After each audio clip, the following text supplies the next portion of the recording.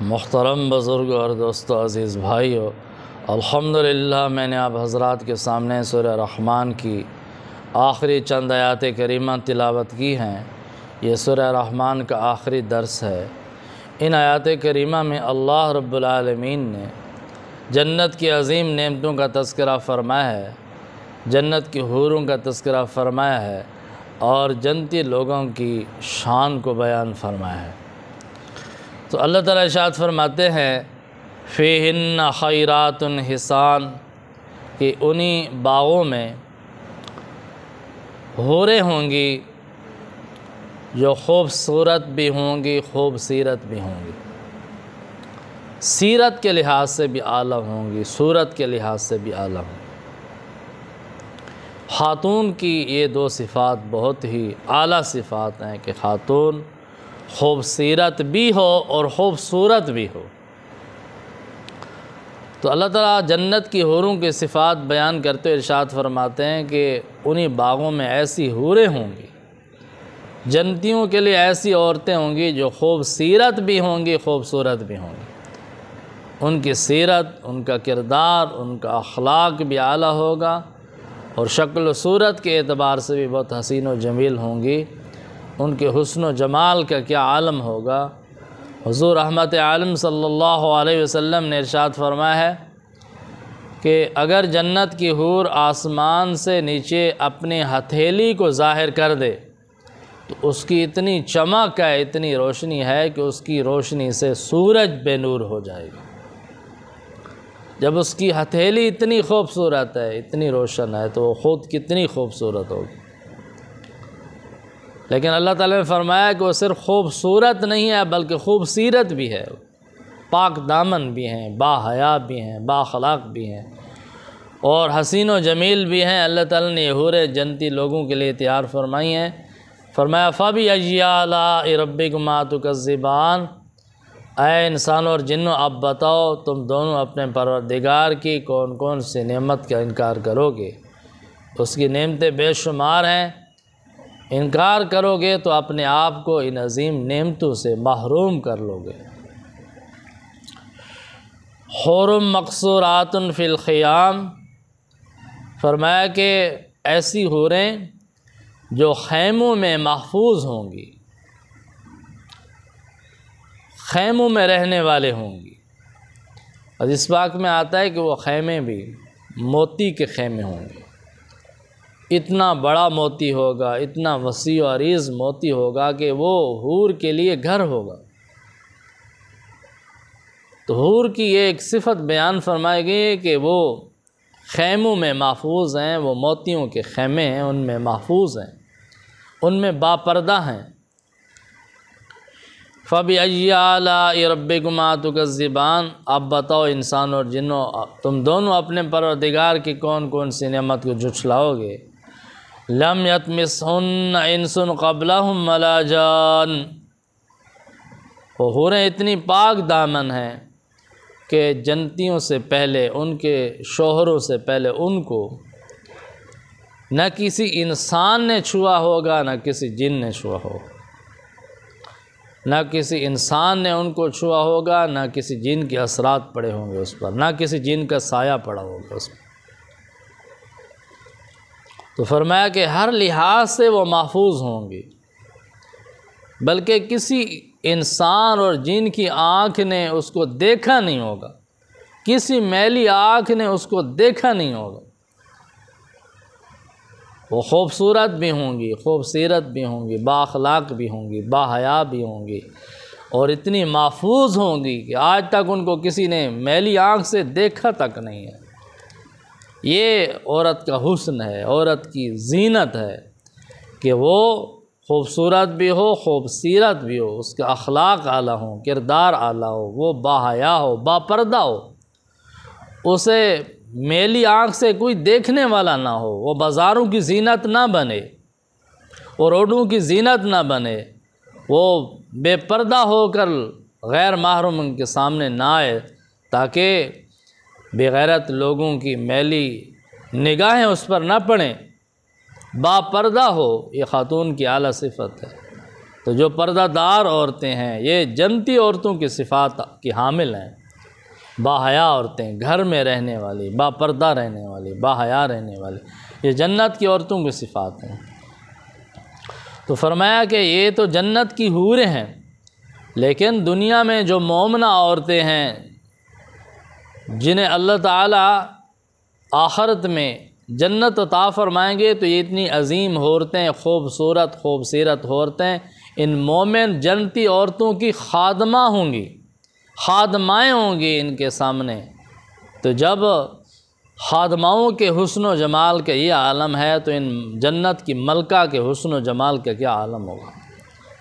یہ دنیا کی نیک عورت جنتی حوروں سے کروڑوں درجہ حسین و جمیل ہوں گی، کروڑوں درجہ خوبصورت ہوں گی۔ کیوں؟ اس لیے کہ حوریں تو جنت کی مخلوقات ہیں، ان پر کوئی آزمائش نہیں آئی، کوئی امتحان نہیں آیا، ان کے ساتھ شیطان نہیں ہے، ان کے ساتھ نفس نہیں ہے، دنیا کی محبت نہیں ہے۔ دنیا میں جو عورت آئی اس کے ساتھ شیطان بھی تھا، نفس بھی تھا، اس کے ساتھ دنیا کی محبت بھی تھی، اس کے باوجود اس نے ایمان اختیار کیا، اطاعت اختیار کی، نیکی اختیار کی، تقوی اختیار کیا، باحیا بن کر رہی، تو اللہ تعالیٰ اس سے بہت بڑا انعام عطا فرمائیں گے۔ یہ جنت کی حوروں کی ملکہ ہوں گی، بادشاہ ہوں گی، اور کروڑوں درجہ ان سے زیادہ خوبصورت، حسین و جمیل ہوں گے۔ تو اللہ تعالیٰ فرماتے ہیں فَبِأَيِّ آلَاءِ رَبِّكُمَا تُكَذِّبَانِ، اب بتاؤ انسان اور جنوں، تم دونوں اپنے پروردگار کی کون کون سی نعمت کو جھٹلاؤ۔ اس کی نعمتیں بے شمار اور بے انتہا نعمتیں ہیں، دنیا میں بھی اور آخرت میں بھی۔ پھر اللہ تعالیٰ نے آخر میں جنتی لوگوں کی شان بیان فرمایا کہ ان کی شان کا کیا عالم ہوگا۔ فرمایا متکئین علی رفرف خضر وعبقری حسان، کہ جنتی لوگ جنت میں بڑی عیش سے، بڑے مزے سے، بڑے وقار سے سبز قالینوں پر تکیہ لگائے ہوئے بیٹھے ہوں گے۔ وعبقری حسان، جو قسم و قسم کے خوبصورت قالین ہوں گے جن پر نقش و نگار ہوگا، اور ان پر نقش و نگار درختوں کا ہوگا، پھولوں کا ہوگا، پودوں کا ہوگا۔ بہت اعلیٰ قسم کے ریشم کے ان کے فرش ہوں گے، قالین ہوں گے، نقش و نگار اعلیٰ قسم کا ہوگا، تو ان پر تکیہ لگائے ہوئے بڑے آرام سے، سکون سے، اطمینان سے، بے غم ہو کر، بے فکر ہو کر، پروقار انداز سے بیٹھے ہوں گے، اور جنت کی نعمتوں سے لطف اندوز ہو رہے ہوں۔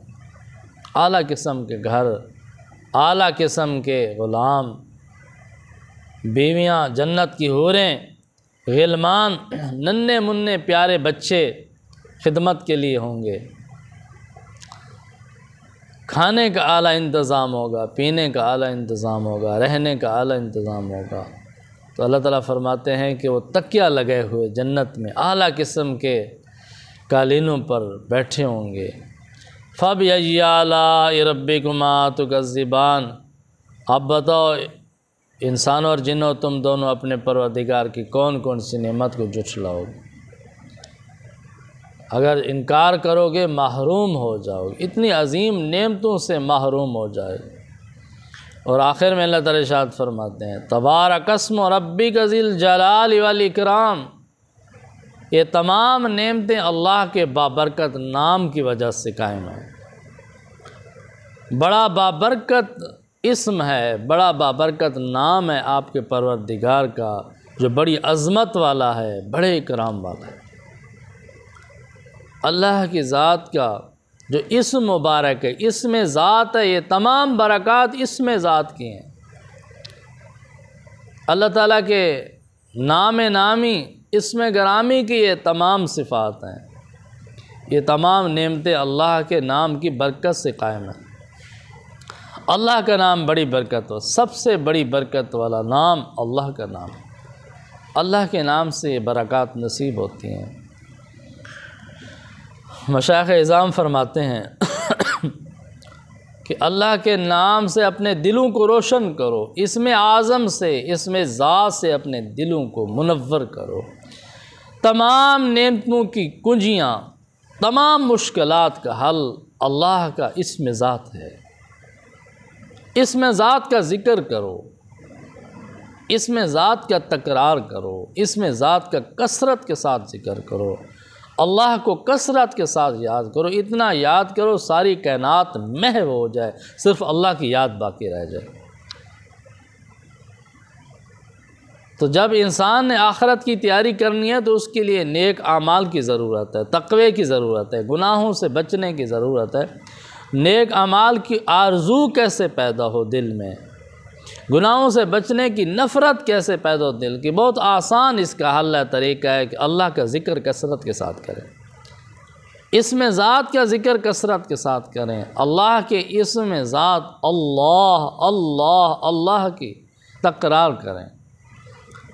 جب کثرت سے اللہ کے اسم کا ذکر کریں گے، اسم ذات کا ذکر کریں گے تو تمام نعمتوں کا ذریعہ ہے، یہ تمام نعمتیں حاصل کرنے کا باعث ہے اللہ کا نام، اس کی برکات ہیں۔ تمام مشکلات سے حل کا واحد ذریعہ اللہ کا ذکر ہے، اللہ کی یاد ہے۔ ہر مسلمان کو چاہیے کہ ہر وقت اللہ کے ذکر میں، اللہ کی یاد میں لگا رہے، تو یہ تمام نعمتیں اس سے انشاءاللہ حاصل ہوں گی۔ تو آج الحمدللہ سورہ رحمان کا درس مکمل ہوا ہے، تو دعا ہے کہ اس سورہ رحمان میں جو کچھ ہم نے پڑھا سنایا، اللہ تعالیٰ اس پر عمل کرنے کی توفیق نصیب فرمائے، اور بقیہ صورتوں کا ترجمہ اور تفسیر اپنی رضا کے لیے مکمل کرنے کی توفیق عطا فرمائے۔ وآخر دعوانا ان الحمدللہ رب العالمین۔